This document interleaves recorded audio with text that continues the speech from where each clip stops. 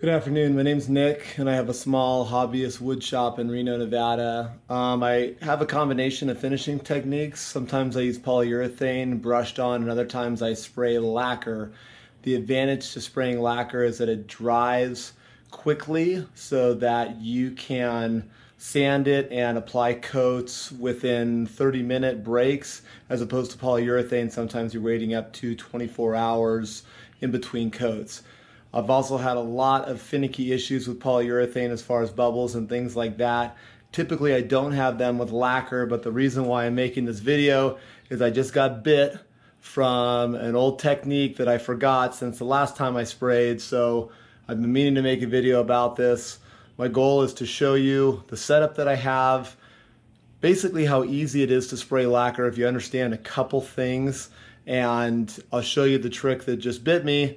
I caught it because I could see it in the finish, and now my gun is spraying good again. So let's jump over to the equipment. All right, so this is my general setup. This is an HVLP gun that I got off of eBay. It's made in China. I don't know the exact brand, but there are a bunch of them out there, and it has its own air regulator here, which I run the gun at 40 PSI. And I'll show you how you don't figure that out by static, it's actually by flow, and I'll show you that in a second. And the really important thing with these guns is the size of your tip. So it's in millimeters, and if you look real closely, you may not be able to see that. Oh, it's upside down. 1.8 millimeter tip. In my experience, the larger the tip you have, the better for spraying things like lacquer. The type of lacquer that I'm spraying I get from a local store here. It's called Chemcraft, and it's pre-catalyzed lacquer. Usually has a 6-month shelf life. This one's called Veracure Satin. The way that I mix this is with a ladle, and I have my own separate can right here. And you basically stir this stuff up really well because you want it to look milky like that. And this is an oil-based one, not water-based. And I use a metal ladle, and I do 2 cups of the lacquer and 1 cup of the lacquer thinner. You mix it up real well and then put it in your gun, and I'm going to show you basically how you adjust the pattern and how you spray. If you're really serious about doing this, I'm going to put a book up on the screen right now that I bought off of Amazon. It has a DVD with it, and this guy really explains all the intricacies of the guns, which if you're going to do it, you might as well get the book. I'll give you my Reader's Digest version, which is this knob here controls your pattern as far as how wide or how narrow it is. I usually run it at about an 8-inch pattern. So this button here controls how much flow, like how much product is going to the gun. I leave this wide open. And my experience with it's my experience with pre-catalyzed lacquer, it's better to have a bigger tip gun and flow as much as you can through it so you get a big heavy flood coat. I'll talk a little bit. This is an air regulator down there. It was set from the factory and I just leave it. All right, so what bit me on this last spray was these little holes on the side. I don't know how well that's gonna come up with the camera, but basically how this works is that when you open the trigger, product comes out of here, and this air spray is what disperses it.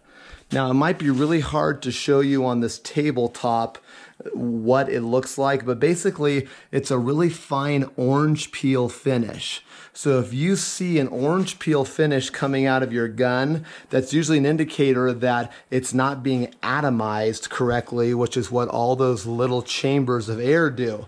So I pulled the tip off and I cleaned it, and then I did another test spray on one of these bench tops, and it went much better. Hopefully in the light, you can see that where the light is reflecting off there, there is no orange peel finish. Now there is a little teeny bit of dust on there. That's one of the disadvantages of not having a professional spray booth, is like I said, I'm in my garage. This is my shop. You have to have the door open. This, basically the fumes from spraying this pre-catalyzed lacquer is really flammable, and many people have had their water heater spark it and blow themselves up. So It's kind of a trade-off. Obviously, if I wasn't pressed for time, I would just wait for the wind to stop, and then I blow my whole shop out, and usually it's pretty good. But look at that finish. For a guy spraying in his garage, I mean, that looks beautiful, and there are no streaks in it at all, as long as you have good overlapping pattern. So let's go over to actually mixing the product, and I'll show you a little test spray, and hopefully we can spray a piece here. We're getting ready to do our mix here, so again, get a secondary container. What I do is 2 scoops of the lacquer, followed by 1 scoop of the lacquer thinner.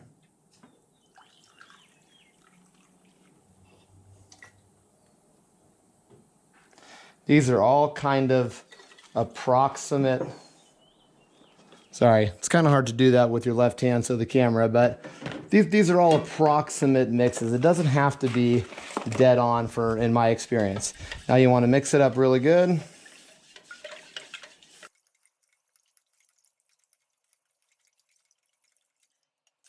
Now is where it does matter. Buy these things from Harbor Freight. They come in a pack of about 50. Every time I reload the gun, I use a new one of these. So basically, you put this on top, put this in, and now you're ready to go.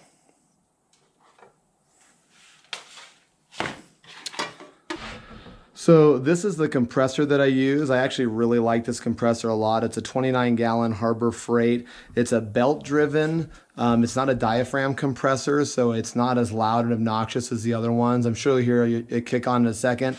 You can use this style. I wouldn't go any smaller than this, but here's the important thing. Let the compressor rest, because if it gets water in it, that's gonna ruin your finish. So for those of you that don't know, how an air compressor gets water in it is the actual compressor unit, when it gets hot, it creates moisture in it, which gets in your line. So it has a drain down at the bottom of every compressor. I always blow that out before I start spraying. And then you can buy, this one is not fancy, but if you see moisture up here, you need to stop and let your compressor. So one other thing that I do is that I have a little nozzle that I hook up, and I actually shoot it into the sun, and you probably can't see that right now, but basically if there was moisture in the line, I would see the vapor in the sunlight, and I would know that I need to let the compressor cool down before I continue. This has only had 3 cycles since I've been starting, so it's nice and cool, and we can continue with the setup. All right, so what I said earlier is you want this as a flow pressure of 40 PSI. So basically when I pull the trigger halfway, no product's coming out. That's just air going through the gun. So right now you want that to stay 40 while you're getting ready. Now when you get ready to spray, if the nozzle is in the horizontal position, the pattern looks like this. It's up and down. So you can see when I spray, I'm getting a nice wide pattern. I can show you here, if I turn this gauge, it's gonna close my pattern down. See that? That is not good for spraying tabletops. You want it to be nice and wide open. So I'm gonna open it up again. Let's go over here. I would say earlier I said it's an 8-inch pattern. I think it's about a 10. All right. Very important to wear a respirator, not just a simple face mask. Let's get this set up and we'll spray a top. All right, it's really important before each time that you spray, you wipe down with the tack cloth. You want to get all the existing dust off of it. And between coats, I'll usually sand with a 320 soft sanding block, not 220. 220 can actually put scratch lines in your piece, so do 320, and then right before you get ready, go ahead and give it a good wipe down and make sure you have. So just to clarify, when I'm doing the wood preparation, I sand 80, 120, 180, and 220, and then I get it all cleaned up and I put the first coat of finish on. I let that one sit for about 45 minutes, then I do a 320 light sanding on it. And then after that, if there's no dust nibs, you can go right to spraying coats every 20 minutes You don't have to sand between every coat if it's smooth.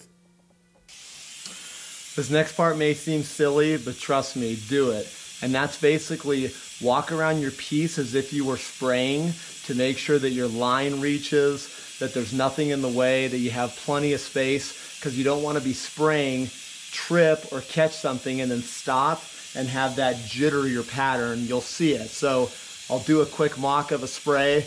The thing you want to be looking for is my overlap. We said an 8-inch pattern, so I'm going to spray the ends and then come through on the sides, and you want to actually look at the sheen to where we have a 50% overlap.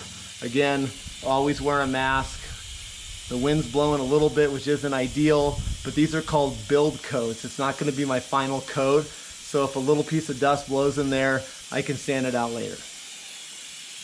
We'll do a mock first and then the real thing.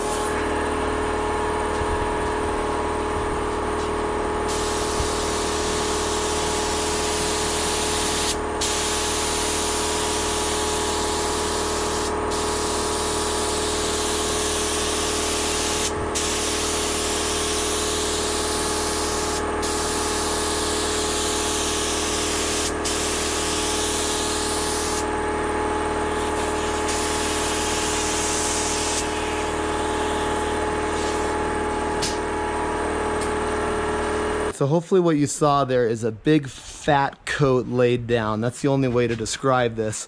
The product is really, really flowing out of there. Max product out, matching the correct airflow, and you just get an awesome finish on this. So as you can see, there's no bubbles. I'm gonna try to get some light streaks in there so you can see. I mean, this looks absolutely fantastic. And look, I mean, the wind's blowing. I'm in my driveway. My sawmill's right there. This is anything short of being sterile or a spray booth, and you can still get really good results. So I always leave it overhanging like this so I can touch it on these sides. So basically I'm gonna pick this one up from the sides, put it over there, and then we'll take a look at it again.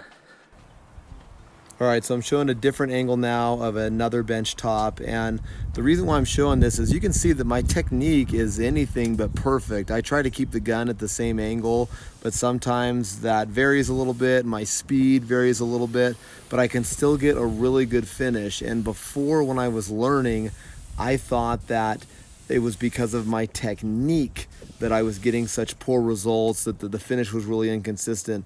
And the reason why I was getting bad results before is I was using the wrong gun. I was using a tip that was 1.2 millimeters, and I had the flow restricted down to where I wasn't flooding it. So again, I can't reemphasize enough, the bigger the tip, the better, and the maximum amount of flow on the needle, meaning that you release tension on the spring by backing that cap out, and now you're getting as much product going through that tip as possible.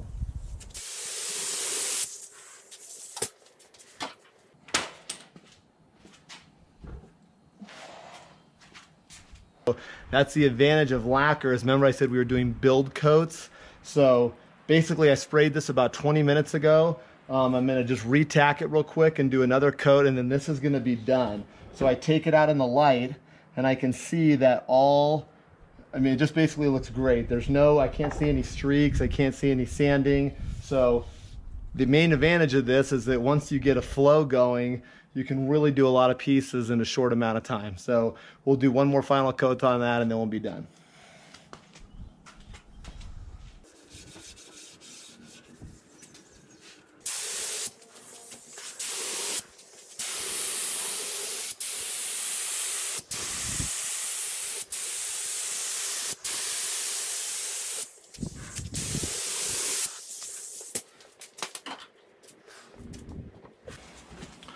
All right, I hope you enjoyed this down and dirty video on how to spray lacquer. Remember, this video is an introduction. If you want to get good at this, you're gonna have to practice. These, as simple as I made it look, I have had a lot of rough days spraying before I got comfortable doing it like this. And so I encourage people to take notes.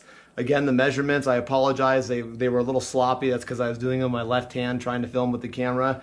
The measurements are like approximate though. It doesn't have to be absolutely dead on in my opinion, but you want to take notes of how much you're diluting, what air pressure you're at, what your settings are, and that type of stuff so that when you go back, you know where to make adjustments. I personally don't think you need really expensive equipment. Obviously, this is a Harbor Freight air compressor, a couple $100. These guns are off eBay. They're Chinese ones. I haven't found a big difference in between the really high-end guns and the low-end guns for what I'm doing. Now, if you want to go spray a car or do something else, that's a whole nother ball game. I'm talking about DIY furniture in my garage. So remember that when you set out with your expectations. At the end of the night, there are a couple things you need to do to make sure your gun is ready for the next time you spray. So what I do is I disconnect it from the air source. I take what's in there and I put it back in my transfer can. You can save product that's been diluted in a can for, I don't know, I do it for a couple weeks and it seems to stay fine. Once you disconnect it, I put lacquer thinner right here back in this chamber and I clean it all out with a paper towel. And then once the gun is disconnected from air and it has lacquer thinner, I pull the trigger in the garbage can until the stream is flowing out freely, basically indicating to me that all the lacquer is out of there and now it's just the thinner coming out, which is like water. I leave the lacquer thinner primed in the gun. I think that's better to just basically make sure that things don't build up. And then you take this nose piece off at the end of the day. If you're having trouble spraying or your pattern looks wonky, this is the first place that I go.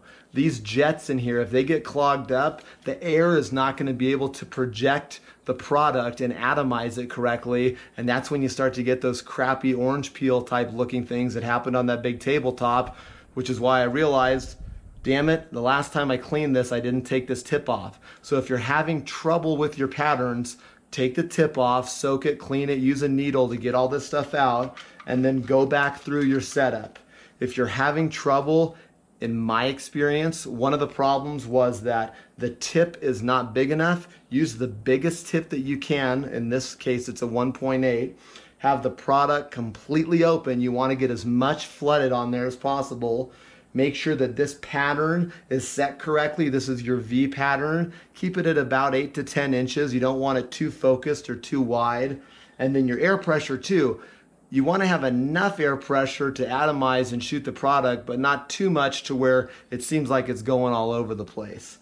I do not use, back up, I use one gun for one product. So this one is strictly for lacquer. I also have another gun, a 1.8 millimeter tip that I spray latex paint with, and that works awesome too. I think I use the same ratio, 2 parts paint to 1 part water, or maybe it's 1 to 1 for that. But don't mix water-based products with oil-based or these, these pre-catalyzed lacquers.